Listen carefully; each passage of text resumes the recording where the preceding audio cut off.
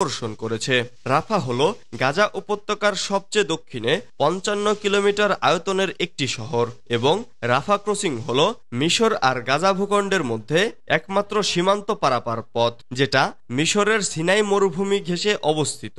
গত ৫ মে রাফা ক্রসিং থেকে কিছুটা পূর্বে ইসরায়েলের সীমান্ত ঘেঁষা এবং ইসরায়েলের নিয়ন্ত্রিত কিরাম শালোম ক্রসিং এর দিকে রকেট ও মর্টার শেল নিক্ষেপ করে হামাসের সামরিক বাহিনী আল কাসাম ব্রিগেড। এরপরই রাফাকে ঘিরে ইসরায়েল তার কার্যক্রম শুরু করে। গত বছরের ৭ অক্টোবর ফিলিস্তিনের সশস্ত্র গোষ্ঠী হামাস ইসরায়েলে হামলা চালানোর পর গাজায় বিমান হামলা ও স্থল অভিযান শুরু করেছিল ইসরায়েলি সামরিক বাহিনী। সে সময় রাফাকে ইসরায়েলি সামরিক বাহিনী নিরাপদ অঞ্চল হিসেবে ঘোষণা দিলে গাজার উত্তরাঞ্চল থেকে পালিয়ে প্রায় ১৫ লাখ ফিলিস্তিনি শহরটিতে আশ্রয় নেয়। এখন ইসরায়েলি সামরিক বাহিনী লিফলেটের মাধ্যমে রাফাতে বড় ধরনের আক্রমণ শুরুর ঘোষণা দিয়ে সেখান থেকে ফিলিস্তিনিদের সরে যাওয়ার নির্দেশ দিয়েছে।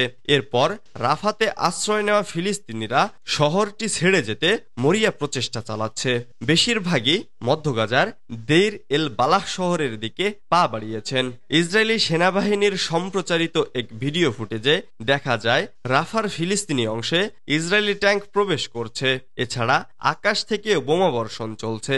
সেই সাথে রাফা ক্রসিং এবং এর দুপাশে বিস্তৃত ৩.৫ কিলোমিটার এলাকা, যা ফিলাডেলফি করিডোর নামে পরিচিত, সেটার সম্পূর্ণ নিয়ন্ত্রণ নিয়েছে ইসরায়েলি বাহিনী। যে কারণে গুরুত্বপূর্ণ গাজার রাফা শহর ও রাফা সীমান্ত।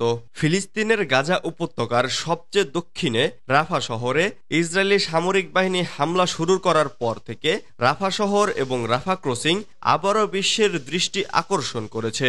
রাফা হল গাজা উপত্যকার সবচেয়ে দক্ষিণে ৫৫ কিলোমিটার আয়তনের একটি শহর এবং রাফা ক্রসিং হল মিশর আর গাজা ভূখণ্ডের মধ্যে একমাত্র সীমান্ত পারাপার পথ, যেটা মিশরের সিনাই মরুভূমি ঘেঁষে অবস্থিত।